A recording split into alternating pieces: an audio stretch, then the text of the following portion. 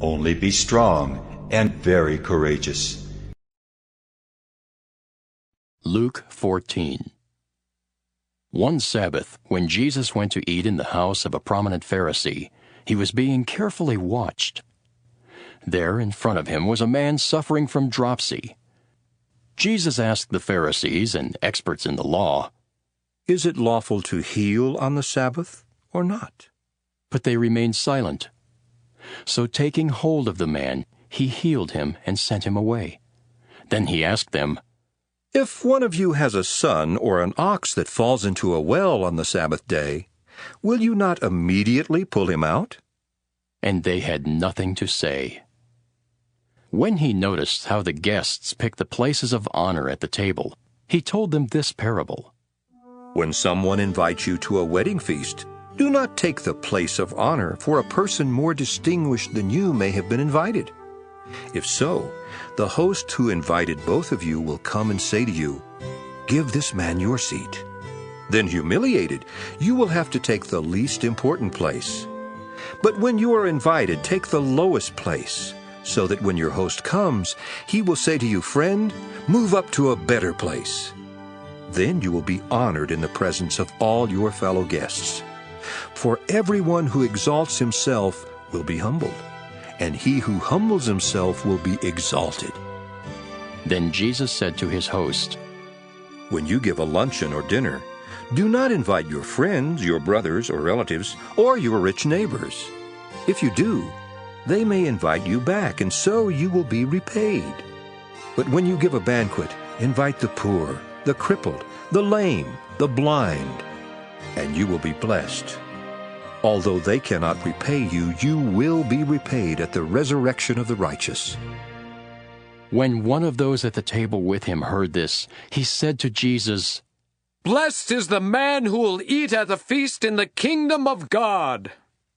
Jesus replied, "A certain man was preparing a great banquet and invited many guests.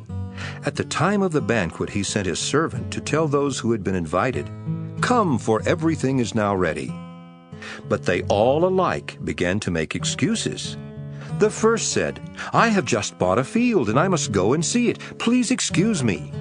Another said, 'I have just bought 5 yoke of oxen and I'm on my way to try them out. Please excuse me.' Still another said, 'I just got married, so I can't come.' The servant came back and reported this to his master. Then the owner of the house became angry and ordered his servant, 'Go out quickly into the streets and alleys of the town and bring in the poor, the crippled, the blind, and the lame.' 'Sir,' the servant said, 'what you ordered has been done, but there is still room.' Then the master told his servant, 'Go out to the roads and country lanes and make them come in, so that my house will be full.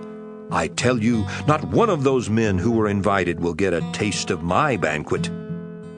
Large crowds were traveling with Jesus, and turning to them he said, "If anyone comes to me and does not hate his father and mother, his wife and children, his brothers and sisters, yes, even his own life, he cannot be my disciple. And anyone who does not carry his cross and follow me cannot be my disciple. Suppose one of you wants to build a tower. Will he not first sit down and estimate the cost to see if he has enough money to complete it? For if he lays the foundation and is not able to finish it, everyone who sees it will ridicule him, saying, 'This fellow began to build and was not able to finish.' Or suppose a king is about to go to war against another king. Will he not first sit down and consider whether he is able with 10,000 men to oppose the one coming against him with 20,000? If he is not able, he will send a delegation while the other is still a long way off, and will ask for terms of peace. In the same way, any of you who does not give up everything he has cannot be my disciple. Salt is good, but if it loses its saltiness, how can it be made salty again? It is fit neither for the soil nor for the manure pile. It is thrown out. He who has ears to hear, let him hear." Only be strong and very courageous.